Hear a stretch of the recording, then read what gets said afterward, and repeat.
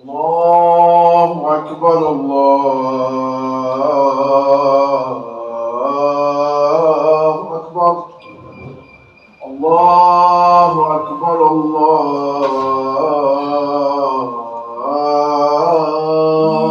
أكبر أشهد أن لا إله إلا الله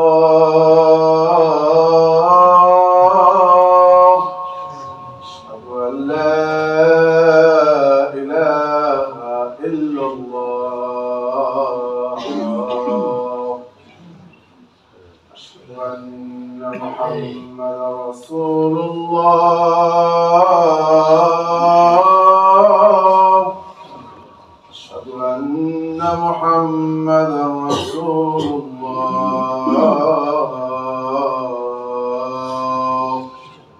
حي على الصلاة حي على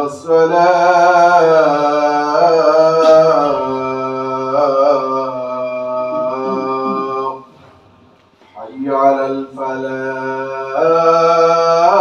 الفلاح حي على الفلاح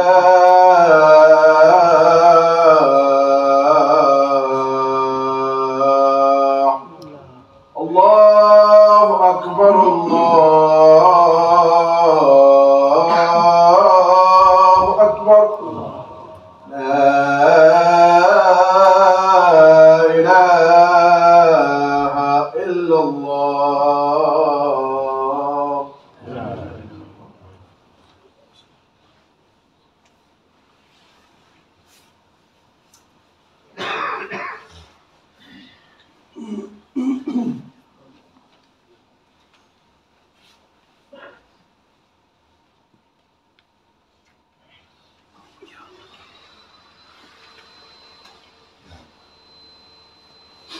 الحمد لله رب العالمين والصلاة والسلام على أشرف الأنبياء والمرسلين وعلى آله وأصحابه أجمعين. اللهم صل على محمد وعلى آل محمد كما صليت على إبراهيم وعلى آل إبراهيم إنك حميد مجيد. اللهم بارك على محمد وعلى آل محمد كما باركت على إبراهيم وعلى آل إبراهيم إنك حميد مجيد. فقد قال الله سبحانه وتعالى في كلامه المجيد: أعوذ بالله من الشيطان الرجيم. بسم الله الرحمن الرحيم. إن عدة الشهور عند الله 12 شهرا في كتاب الله يوم خلق السماوات والأرض منها 4 حرم. ذلك الدين القيم فلا تظلموا فيهن أنفسكم وقاتلوا المشركين كافة كما يقاتلونكم كافة واعلموا أن الله مع المتقين. وفي الحديث القدسي قال النبي صلى الله عليه وسلم: قال الله سبحانه وتعالى: أجعل جرم عبدي بين رحمتي وبري. وقال تعالى: اتبعوا ما أنزل إليكم من ربكم ولا تتبعوا من دونه أولياء قليلا ما تذكرون.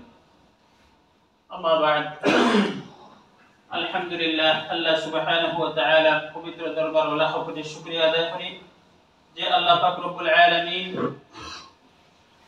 আমরা অনেক মাস না পৌঁছাইছেন, যে মাসের নাম রজবুল মুরাজ্জব, যে মাস থেকে রাসূলুল্লাহ সাল্লাল্লাহু আলাইহি ওয়াসাল্লাম এই মাস থেকে রমজানের প্রস্তুতি নিতা। রজব এবং শাবান রমজানের আগের 2 মাস। রজব মাস যখন নাকি শুরু হইত কি তখন নবী আলাইহিস সালাতু ওয়াস সালাম দোয়া করতেন: আল্লাহুম্মা বারিক লানা ফি রজব ওয়া শাবান ওয়া বাল্লিগনা রমাদান। আয় আল্লাহ, রজব এবং শাবানের যত বারাকাত আছে, যত বরকত আছে, আমার লাগে তুমি নসিব ফরমাও এবং রমজান পর্যন্ত আমার হায়াত খান্ডে বাড়িয়ে দাও। আল্লাহ নবী সাল্লাল্লাহু আলাইহি ওয়াসাল্লাম যখন নাকি দোয়া করতে আমরা লাগে আরো বেশি বেশি দোয়া করা, যত বেশি দোয়া করব তত আল্লাহর পক্ষ থেকে রহমত আর বরকত নাযিল হবে। এই জন্য নবী আলাইহিস সালাতু ওয়াস সালাম রজব মাস থেকে রমজানের প্রস্তুতি নিতেন। রজব মাস আওয়ার বাদে আল্লাহ রাসূল সাল্লাল্লাহু আলাইহি ওয়াসাল্লাম ধীরে ধীরে তার ইবাদত আরো বেশি বাড়াই দিতেন। গত মাস সকল তো যে পরিমাণ ইবাদত আছে এর চেয়ে আস্তে আস্তে বাড়াইতেন। কারণ এই 2 মাসে যদি ইবাদত আস্তে আস্তে বাড়ানো যায় তাহলে রমজান ইবাদত করতে মানুষের লাগে সহজ হয়। মানুষের শরীরে মানে কষ্ট হয় না। কোরআন শরীফ দ্বারা সাবিত, এই মাসটা কোরআন দ্বারা সাবিত। সূরা তাওবার মধ্যে আল্লাহ সুবহানাহু ওয়া তাআলা ফরমান, ইন্না ইদ্দাতাশ শুহুরি ইনদাল্লাহি 12 শাহরা। আল্লাহ সুবহানাহু ওয়া তাআলা মাস সকলের গণনার মধ্যে আল্লাহ সুবহানাহু ওয়া তাআলা 12 মাসটা নির্দিষ্ট করেছেন। ওই দিন ফি কিতাবিল্লাহি ইয়াওমা খালাকাস সামাওয়াতি ওয়াল আরদ, যেদিন আল্লাহ সুবহানাহু ওয়া তাআলা নবমণ্ডল এবং ভূমণ্ডল, আসমান এবং জমিনকে আল্লাহ পাকে বানাইছেন, ওই দিন থেকে আল্লাহ পাকে 12 মাস নির্ধারিত করেছেন। বিভিন্ন ধরনের মানে ধর্মের বিভিন্ন সনকল আছে। আমরা মুসলিম ধর্মের সন হইল এই আরবি 12 মাস, যেটা আল্লাহ সুবহানাহু ওয়া তাআলা পবিত্র কোরআন শরীফে ঘোষণা করেছেন। আল্লাহ পাকে ফরমান, মিনহা আরবাআতুন হুরুম। এই 12 মাসের মধ্যে 4টা মাস হইল কি সম্মানিত মাস। আল্লাহ পাকের কাছে এই 4টা মাস হইল কি সম্মানিত মাস। জিলকদ, জিলহজ, মুহররম এবং আরেকটা স্বতন্ত্র মাস হল এই মাস রজব মাস। এই 4 মাসও জাহিলিয়তের যুগে যুদ্ধ বিগ্রহ নিষিদ্ধ আছে। আল্লাহ সুবহানাহু ওয়া তাআলা এই 4 মাসে সম্মানিত মাস বানাইছেন। আল্লাহ পাকে ফরমায়, যালিকাদ দীনুল কাইয়্যিম। এইটাও আছে আল্লাহ সুবহানাহু ওয়া তাআলা বিধিবিধান। ফালা তাজলিমু ফীহিন্না আনফুসাকুম। আল্লাহ পাকে ফরমায়, তোমরা নফসের প্রতি জুলুম করিও না। তোমরা নফসের প্রতি, তোমরা জানের প্রতি অত্যাচার করিও না। আগে যারা কয়েক মাস তোমরা গুনাহ করি আইছো, এই মাস আওয়ার বাদে তোমরা নফসের প্রতি জুলুম না করিয়া তোমরা ইবাদতে লাগি যাও। ওয়াকাতিলুল মুশরিকিনা কাফা। এবং কাফিরদের প্রতি সমবেতভাবে তোমরা একসাথে যুদ্ধ করো। কামা ইউকাতিলুনাকুম কাফা। যেখানে নাকি কাফির হলতেও তারা, মুশরিক হলতেও তারা একসাথে সমবেত হয়ে তোমরা লগে যুদ্ধ করে। ওয়া'লামু আন্নাল্লাহা মা'আল মুত্তাকিন। আল্লাহ সুবহানাহু ওয়া তাআলা ফরমান, তোমরা জানা রাখো যারা নাকি মুত্তাকি, যারা নাকি পরহেজগার, যারা মধ্যে তাকওয়া আছে, তারাই সবচেয়ে আমার কাছে মহব্বতের মানুষ। হাদিস শরীফের মধ্যে আছে রাসূলুল্লাহ সাল্লাল্লাহু আলাইহি ওয়াসাল্লাম ফরমান, হাদিসে কুদসির মধ্যে আছে, আজআলু জুরমা আবদি বাইনা রাহমাতি ওয়া বাররি। আমি আমার বান্দার গুনাহরে আমার অনুগ্রহ এবং রহমতের মাঝখানে রাখি। যাতে বান্দায় যা গুনাহ করবে আমি আমার রহমত দিয়ে আমার বান্দার গুনাহরে মাফ করে দিতে পারি। এই জন্য রজব মাস আওয়ার বাদে রাসূলুল্লাহ সাল্লাল্লাহু আলাইহি ওয়াসাল্লাম উম্মতকে শিক্ষা দিতা যে তোমরা বেশি বেশি ইবাদত করো এবং বেশি বেশি তওবা ইস্তেগফার করো। আর এই মাস রজব মাস আওয়ার বাদে আগে যে সমস্ত গুনাহ করছো এই সমস্ত গুনাহ থেকে তোমরা ফিরে যাও, আর গুনাহ করো না। আল্লাহর কাছে তওবা করো। আল্লাহ সুবহানাহু ওয়া তাআলা আল্লাহর রহমত দ্বারা বান্দার গুনাহরে আল্লাহ পাকে maaf করে দিলেন। রজব ছোট্ট একটা শব্দ, আরবিক একটা শব্দ, তিনটা লেটারে একটা ওয়ার্ড। রজব তার জিত তো কি নির্গত হয়েছে, এটা অর্থ হইল কি সম্মান প্রদর্শন। কেননা এই মাস তওবাকারী হতে লাগি, আল্লাহ সুবহানাহু ওয়া তাআলা প্রচুর রহমত বর্ষিত হয়, এই কারণে এই মাসের নাম রাখা হয়েছে রজব। এবং ইবাদত গুজার বান্দা হতে প্রতি আল্লাহ সুবহানাহু ওয়া তাআলা পক্ষ থেকে কবুলিয়ত, কবুল হয়, নূর, ফয়েজ, বারাকাত এই সমস্ত নাজিল হয়। এই মাসে আরেকটা নাম হয় রজবুল আসম। আসম হইল কি বদির, যে খানে বলে না। জাহিলিয়তের যুগ এই মাসও কোন ধরনের যুদ্ধ বিগ্রহ হইতো না, একবারে নিরায় নিস্তব্ধ থাকতো, এই কারণে হয়েছে আসম বদির।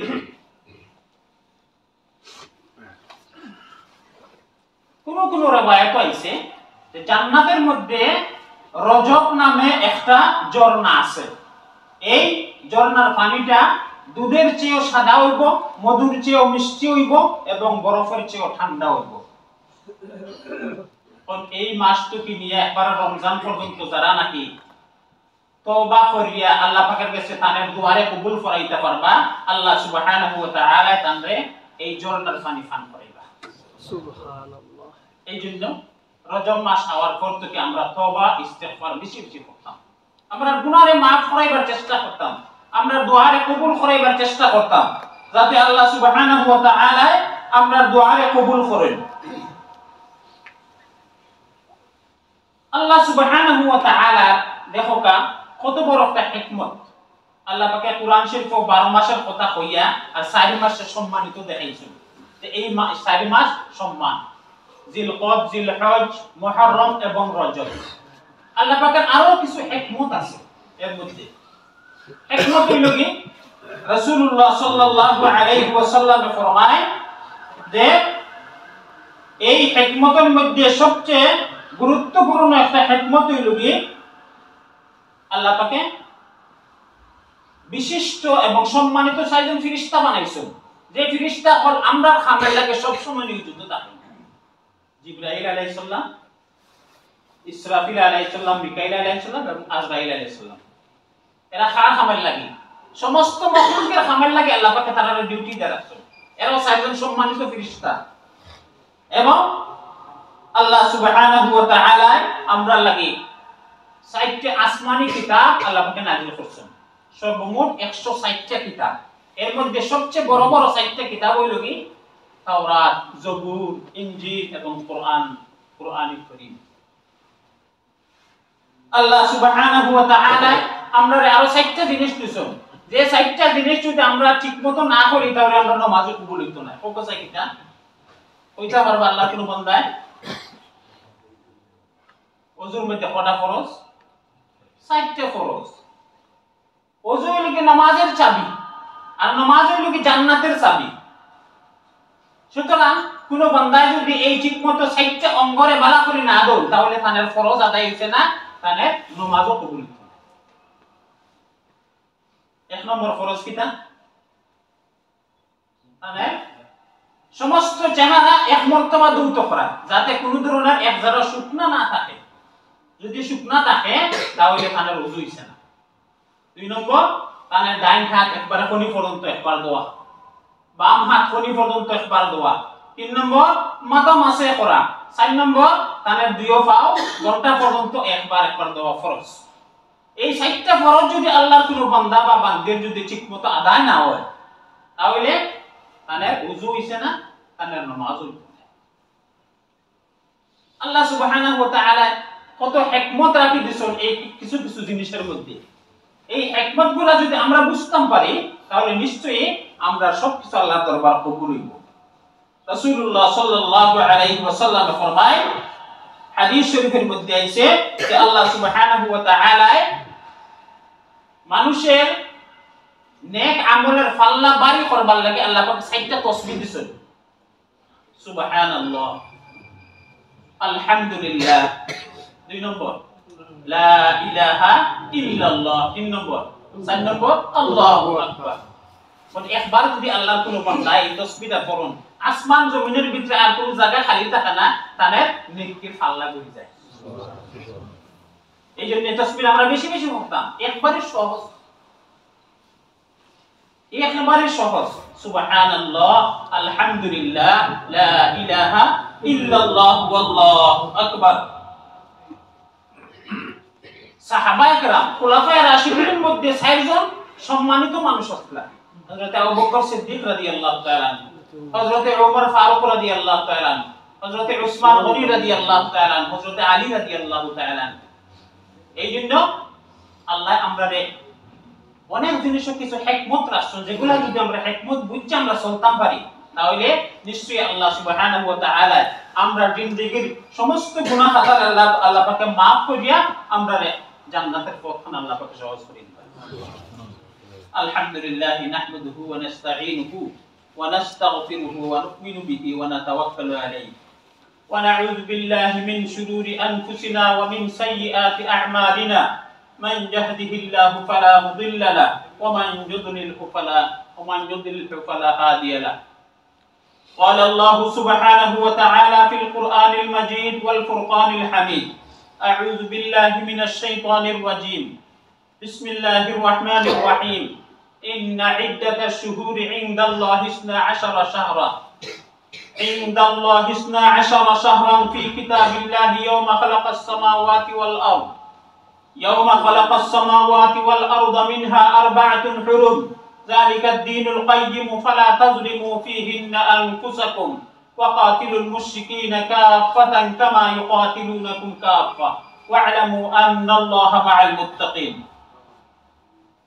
قال النبي صلى الله عليه وسلم في الحديث القدسي: قال الله سبحانه وتعالى: أجعل جرم عبدي بين رحمتي وبري.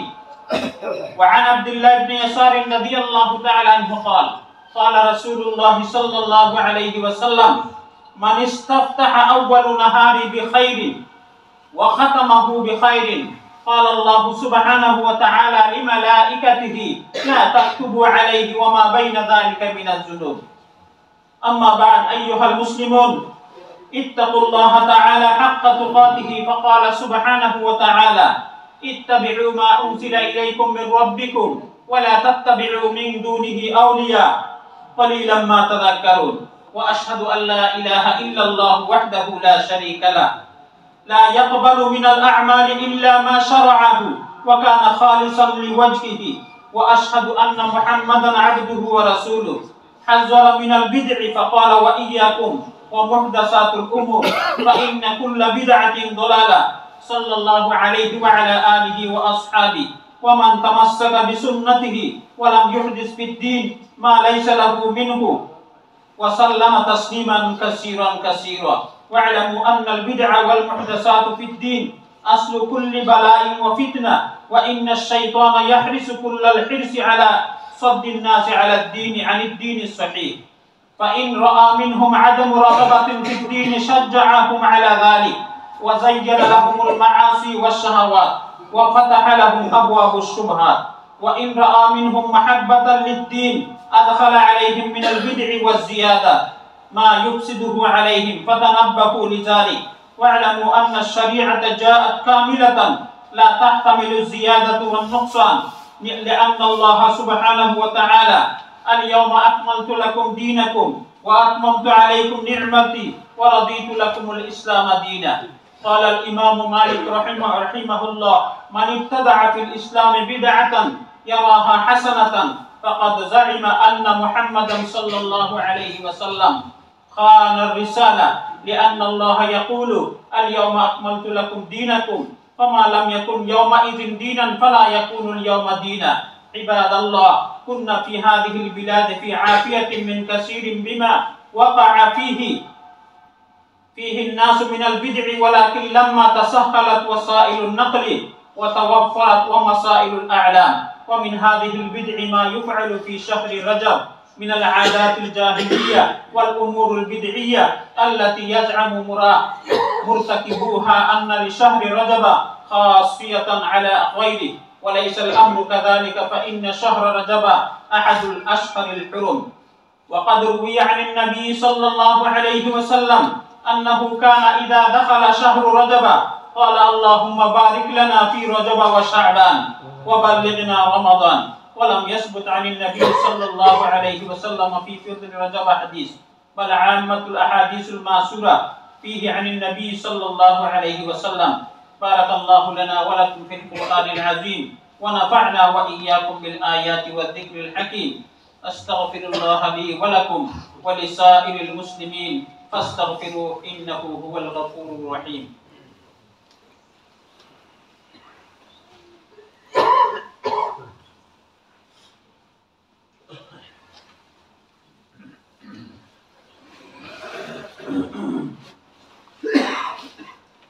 الحمد لله نحمده ونستعينه ونستغفره ونؤمن به ونتوكل عليه ونعوذ بالله من شرور أنفسنا ومن سيئات أعمالنا. من يهده الله فلا مضل له ومن يضلله فلا هادي له. ونشهد أن لا إله إلا الله وحده لا شريك له، ونشهد أن محمدا عبده ورسوله أرسل إلى الناس كافة للناس بشيرا ونذيرا وداعيا إلى الله بإذنه وسراجا منيرا وبشر المؤمنين بأن لهم من الله فضلا كبيرا. قال الله سبحانه وتعالى: إن الله وملائكته يصلون على النبي يا أيها الذين آمنوا صلوا عليه وسلموا تسليما. اللهم صل وسلم وبارك عليه وعلى آله وأصحابه وأزواجه وأمهاته وأتباعه ومن تبعهم بإحسان إلى يوم الدين، خصوصا على السابقين الأولين من المهاجرين والأنصار، وخصوصا على الخلفاء الراشدين المهديين.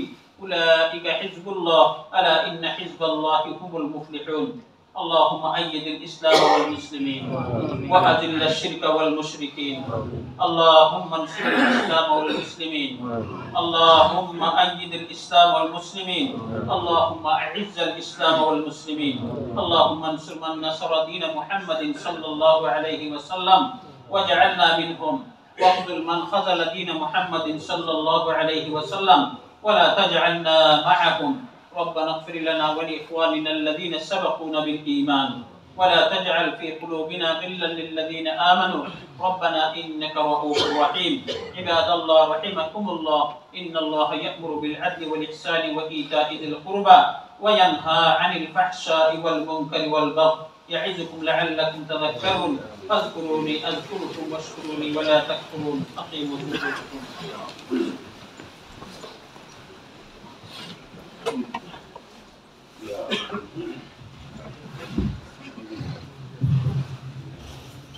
الله أكبر الله أكبر الله أكبر الله أكبر.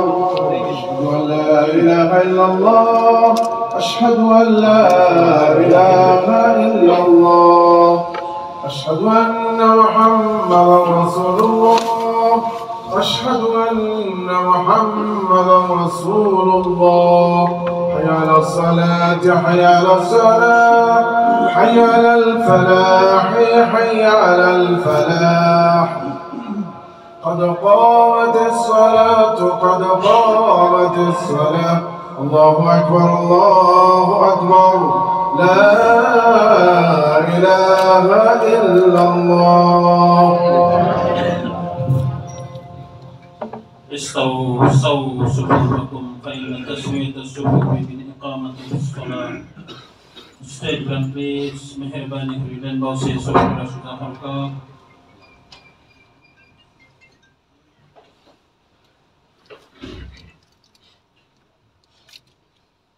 Allahu Akbar.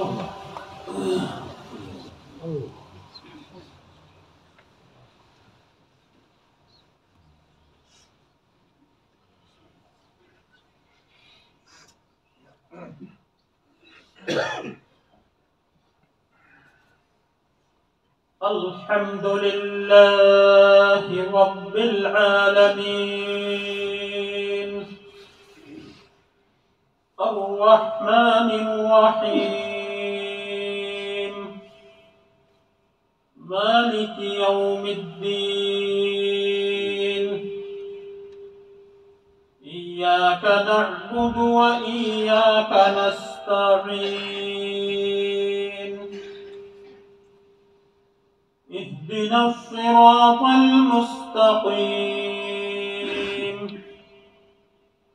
صراط الذين أنعمت عليهم غير المغضوب عليهم ولا الضالين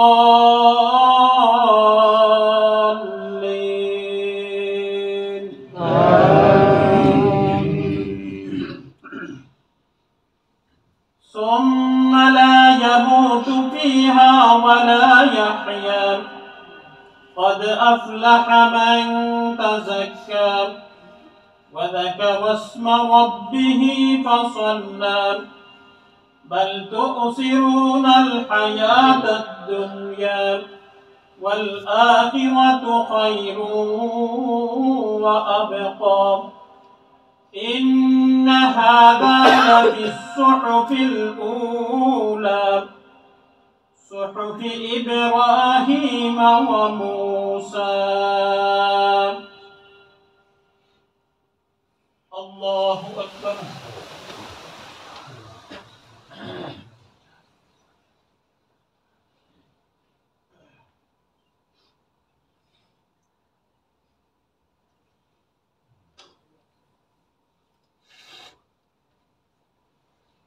سمع الله لمن حمده.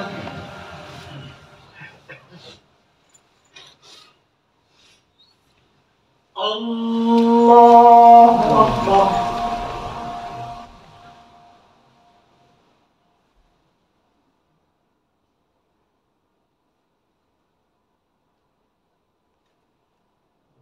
الله أكبر.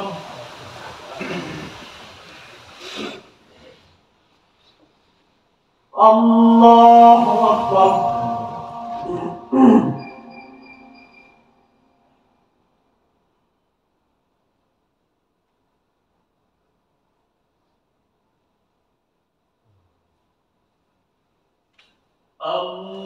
الله أكبر. الحمد لله رب العالمين الرحمن الرحيم مالك يوم الدين إياك نعبد وإياك نستعين اهدنا الصراط المستقيم صراط الذين أنعمت عليهم غير المغضوب عليهم ولا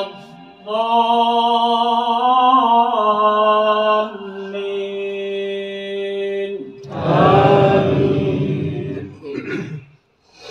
ألم نشرح لك صدرك ووضعنا عنك وزرك الذي أنقض ظهرك ورفعنا لك ذكرك فإن مع العسر يسرا إن مع العسر يسرا فإذا فرغت فانصب وإلى ربك فارغب. الله أكبر.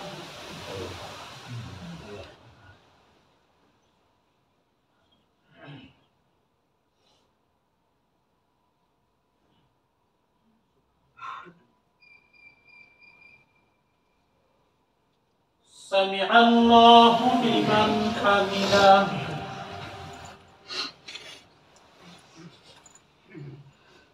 الله أكبر.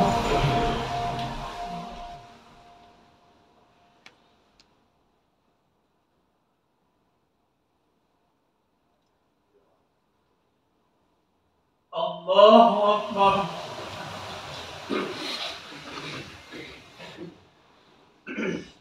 الله أكبر.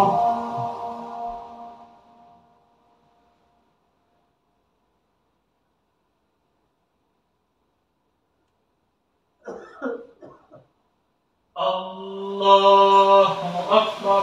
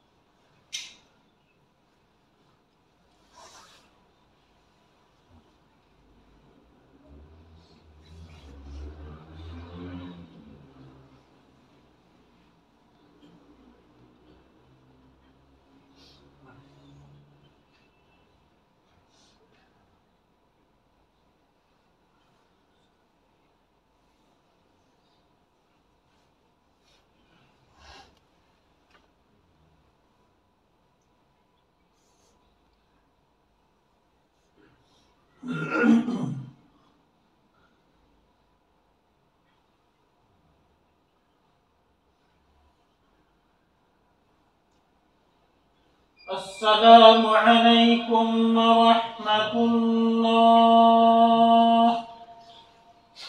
السلام عليكم ورحمة الله.